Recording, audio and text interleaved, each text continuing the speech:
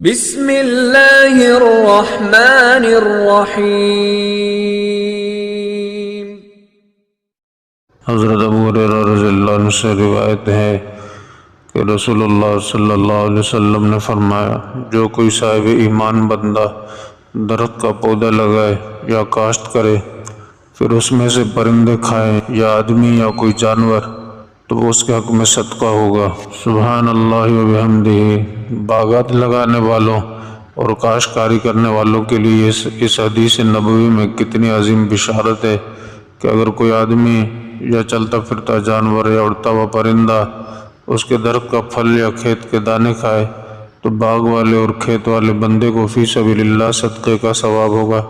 इस हदीस पाक में बागबानी और काश्तकारी के लिए जिन पर इंसानों की बुनियादी ज़रूरतों का दारोमदार है, कितनी बड़ी तरगीब और हिम्मत अफजाई है।